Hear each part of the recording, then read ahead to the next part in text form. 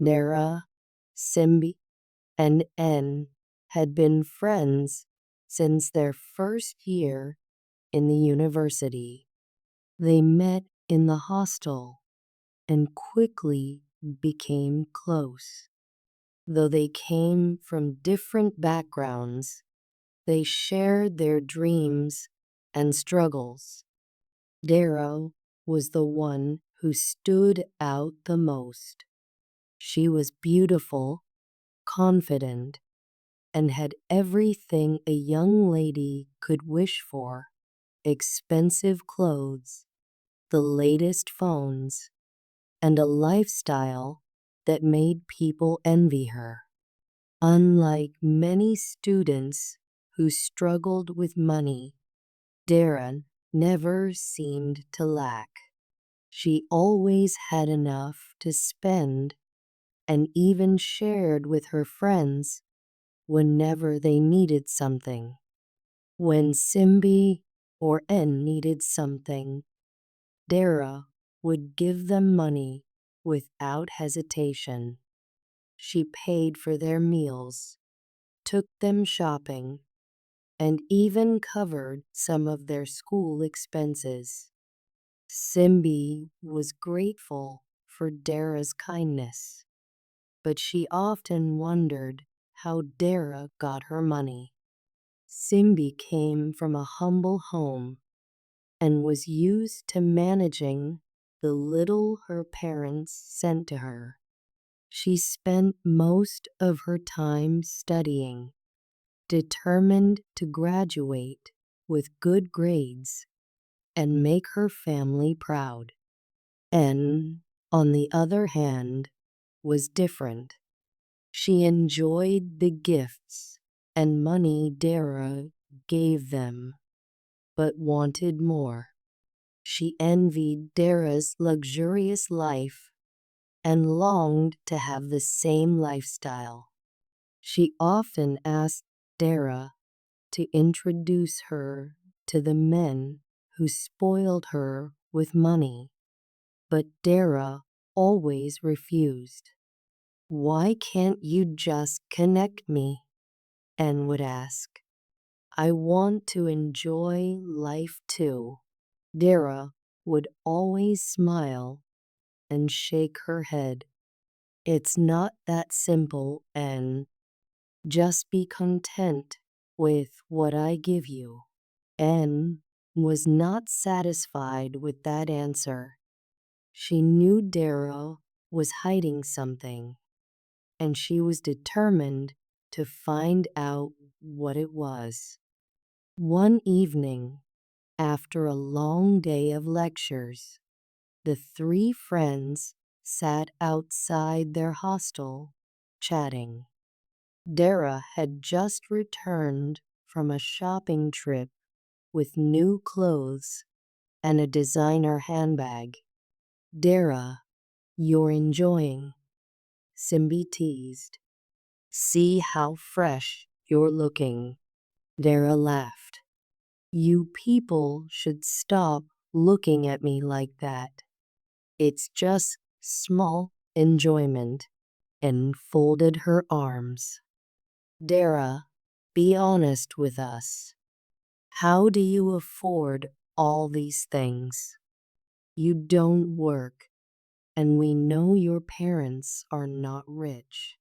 Dara's smile faded for a second, but she quickly recovered. "I have someone who takes care of me," she said. "That's all that matters," and was not convinced.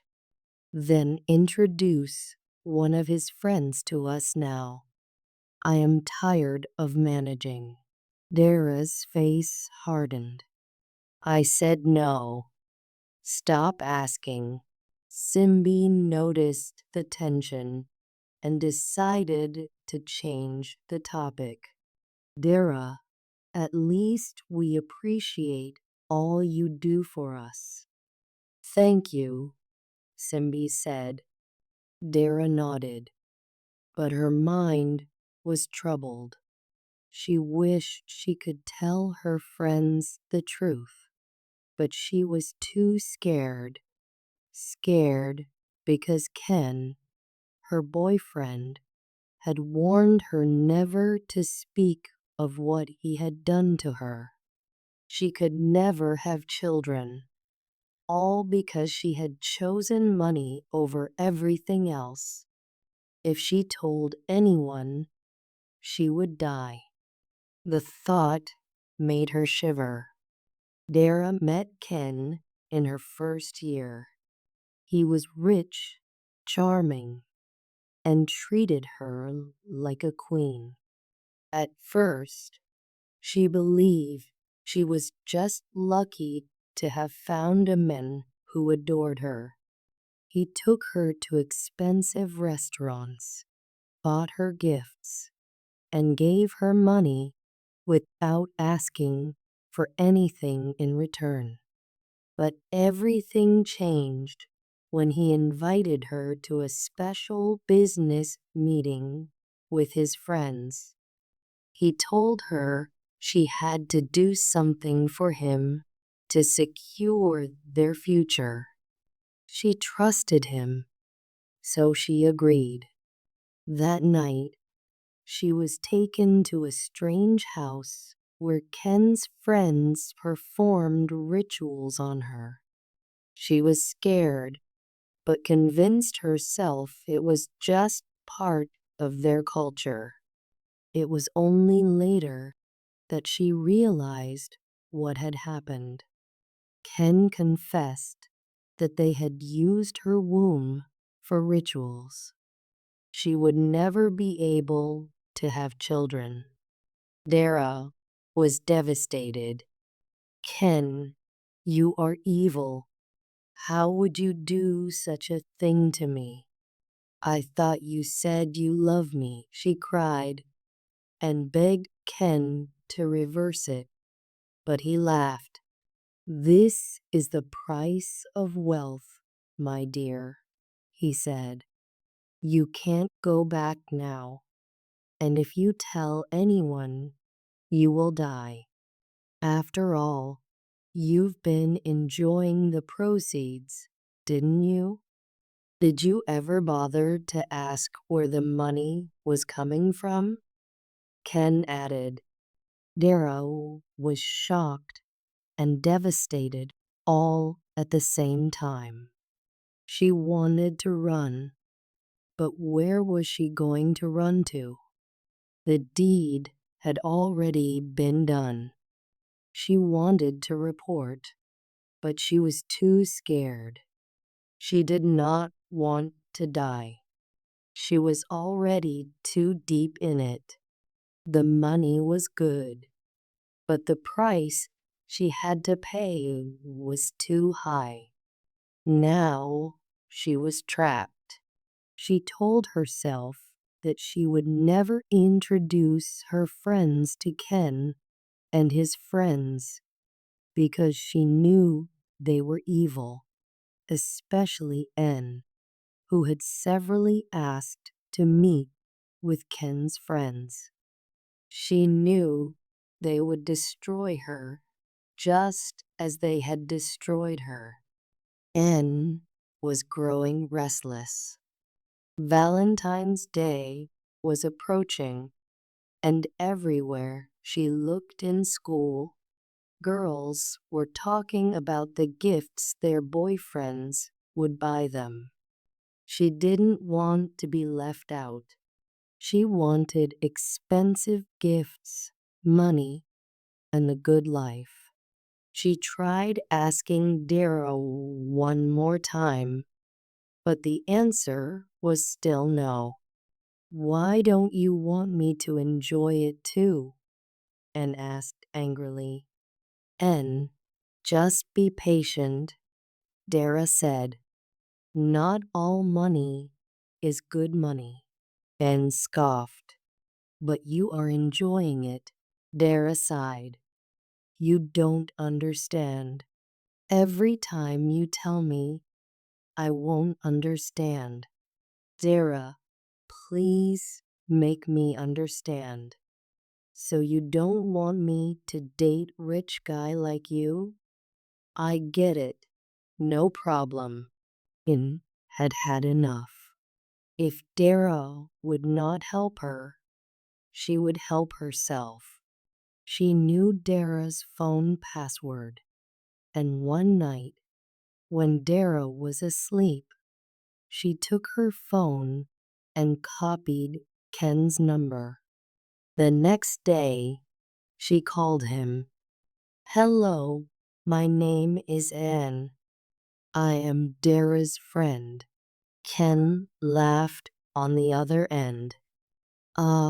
Dara's friend, what can I do for you? I want to meet you, Anne said confidently. I want to enjoy too. Ken paused for a moment. He knew Anne had called without Dara's knowledge. Then he said, Can you come to the big lounge restaurant? Let's meet, say, tomorrow. She agreed.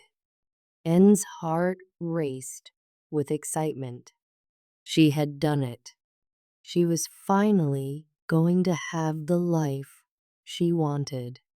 The following day, Anne dressed up, looking really beautiful.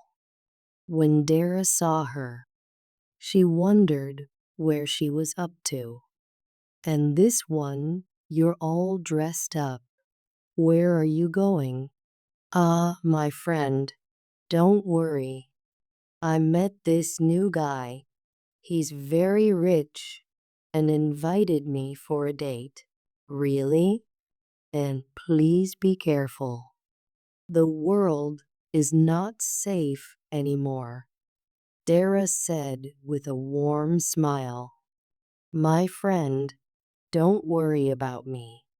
I will be fine, Anne said as she left. On getting to the restaurant, she waited for a while, and then Ken came in with a luxury SUV. Her mouth was wide open. What? This guy is freaking rich. No wonder Dara is hiding him from us. Ken walked in. You must be Anne, I guess? Yes, Ken. You are so handsome. Ken smiled. You look beautiful as well. Anne blushed as Ken complimented her look, and then he asked her to make her order. After they had finished eating, she asked for takeaway, and of course, Ken obliged her. She ordered plates of takeaway with chicken and turkey, a bottle of wine, juice, and when she was done, Ken paid the bills without even blinking. As she was about to leave, he gave her 100,000 naira. Anne's eyes widened. All this for me? Wow. Thank you. You're such a good man. Ken leaned forward. There are more to come. Let this be our little secret.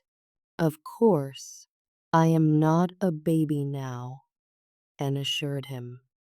Don't worry, I will make this Valentine a special one for you.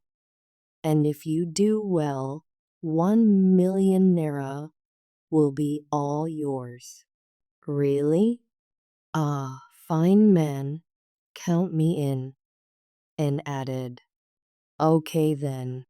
When she arrived, the ladies were surprised to see the goodies she brought with her. And see enjoyment, oh. My friend, it is God, oh. But unlike Dara, and did not share with her friends at all. She ate everything she had brought from the restaurant as the ladies watched and devoured the food. That night, Anne could not sleep.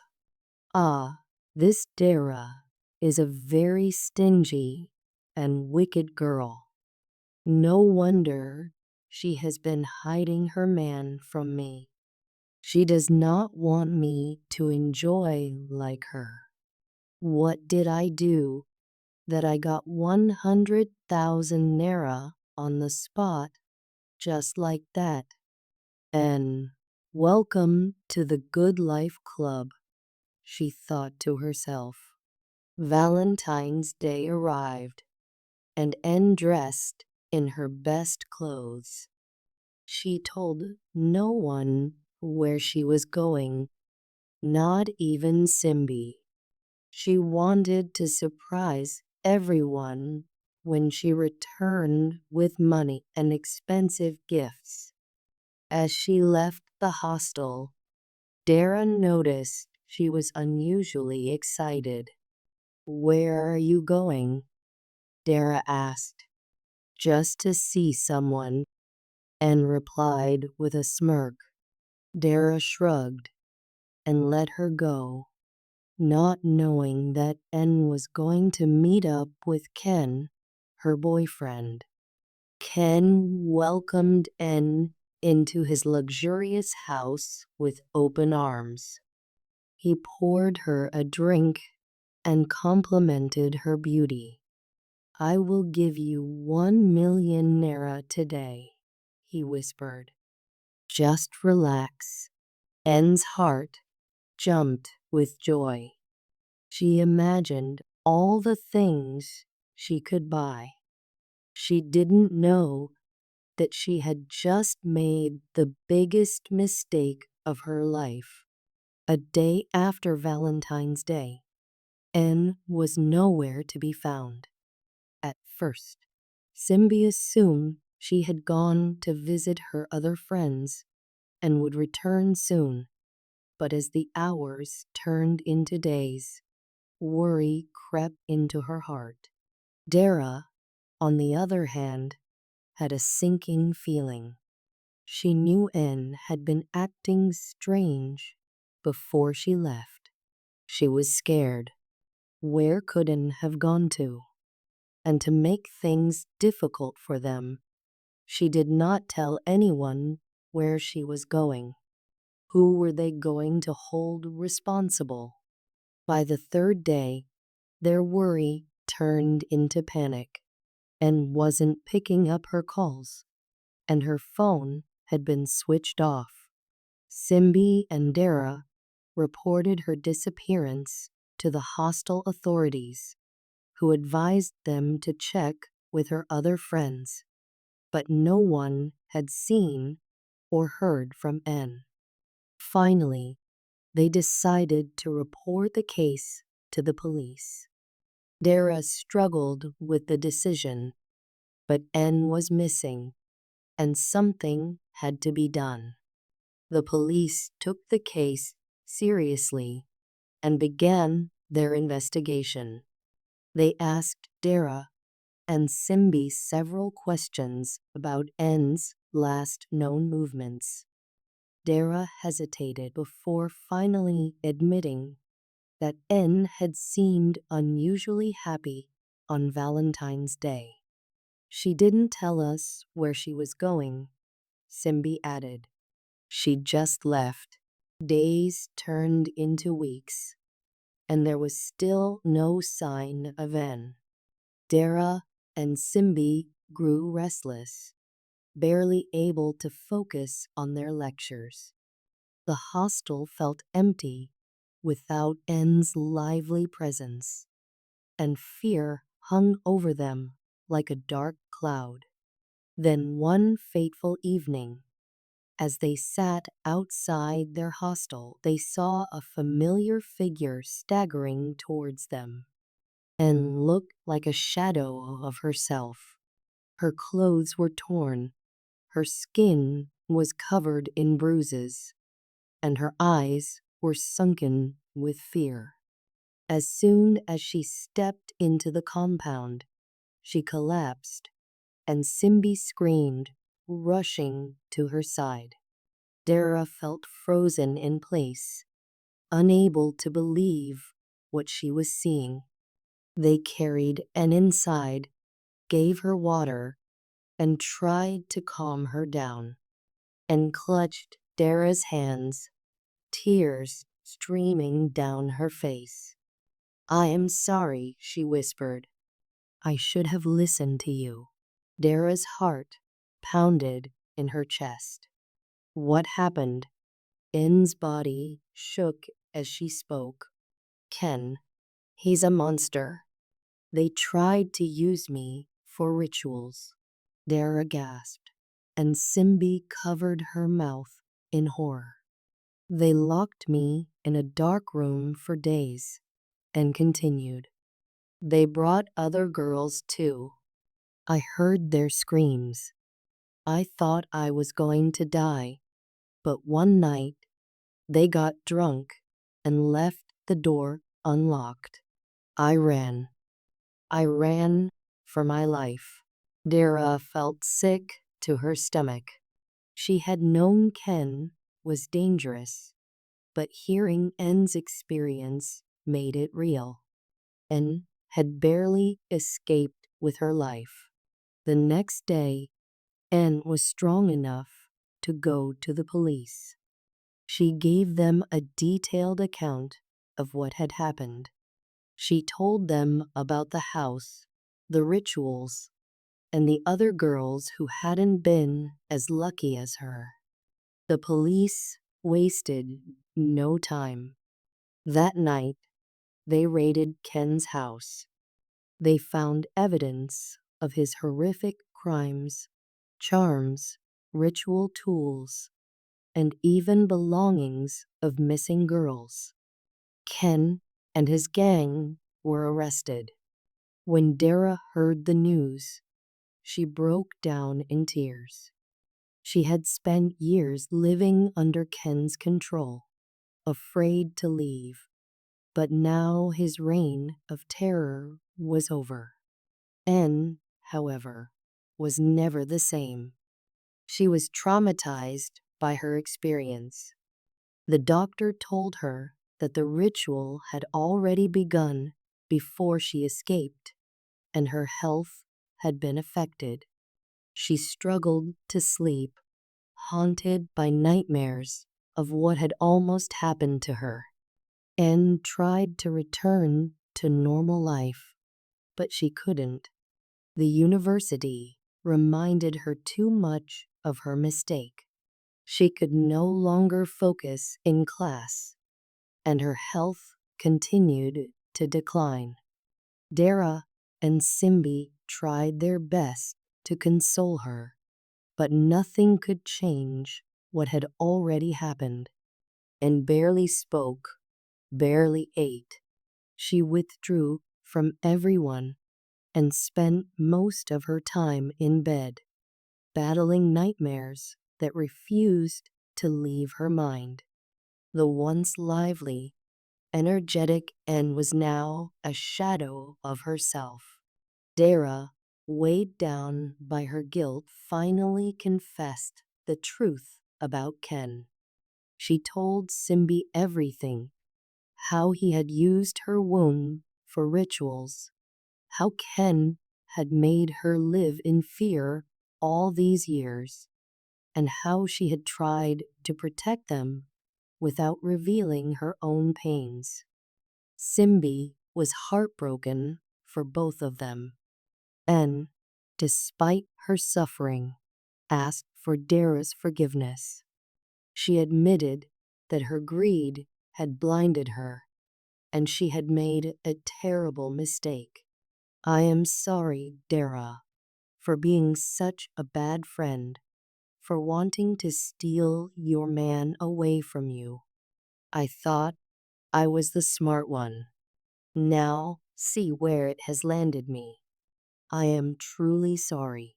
Dara looked at her and took a deep breath, and then she forgave her, but the damage was irreversible. After weeks of struggling, Anne made a heartbreaking decision. She could no longer continue her studies. The physical and emotional scars were too deep. She packed her bags and returned home, leaving behind painful reminders of the dangers of greed, and had to drop out from school. Simbi watched as N left the hostel, her heart heavy with sorrow. The room felt emptier without her. She turned to Dara, who sat quietly on her bed, lost in thought. "We have to move forward," Simbi said gently. "N wouldn't want us to stop living." Dara nodded, but said nothing. She was still processing everything. She had spent so much time living under the control of Ken's threats, and now that he was gone, she didn't know how to feel. Meanwhile, the news of Ken's arrest spread across campus. Students whispered about the shocking revelations, and some even came to ask Dara questions. She refused to talk about it. She just wanted to be left alone. Simbi, determined to focus on her studies, encouraged Dara to do the same. "You can't let this define your future," she reminded her. Slowly, Dara began attending classes again. It wasn't easy, but with Simbi's support, she started to reclaim her life. Simbi took her to see her pastor for prayers, and Dara gave her life to Christ, denouncing any form of covenant she must have entered into, knowingly and unknowingly.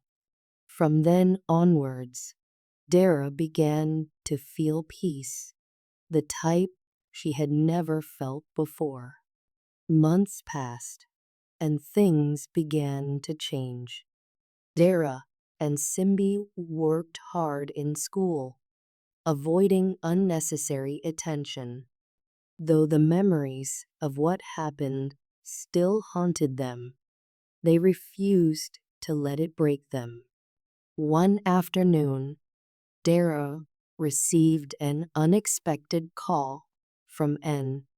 Her voice was weak, but she sounded better than before. "I just wanted to hear your voice," N said. "I miss you both." Tears welled up in Dara's eyes. "We miss you too. How are you holding up?" "I'm trying," N replied. "Some days are harder than others, but I'm getting better." They talked for a long time, reminiscing about their good days before everything went wrong. Dara encouraged N to seek the help of God, as he was the only one who could help her. When Dara hung up, she felt a renewed sense of hope. Perhaps, in time, they would all heal. Despite everything, Dara knew she had to do something meaningful with her life. She decided to start a small awareness campaign on campus about the dangers of seeking quick wealth. She shared her story anonymously, hoping to prevent others from making the same mistake. At first, people were skeptical, but as the stories of missing girls and ritual sacrifices became more widespread and rampant in the news, more students began to listen. Simbi helped organize events, inviting counselors and security personnel to educate students on how to stay safe. The campaign grew bigger than they had expected, and even some lecturers supported their cause. For the first time in a long time, Dara felt like she was doing something right. She couldn't erase the past, but she could at least make sure others didn't fall into the same trap. And the mistake of her past gave her a purpose, one that was going to change the lives of a lot of young people forever. Thanks for reading this story. I hope you learned some valuable lessons from it. Kindly share with us in the comment section the lessons you have learned as we interact. Remember to kindly share this video with your loved ones and subscribe to this channel if you're not already subscribed. Like this video, please. Until I come your way again, for now from me, it is bye.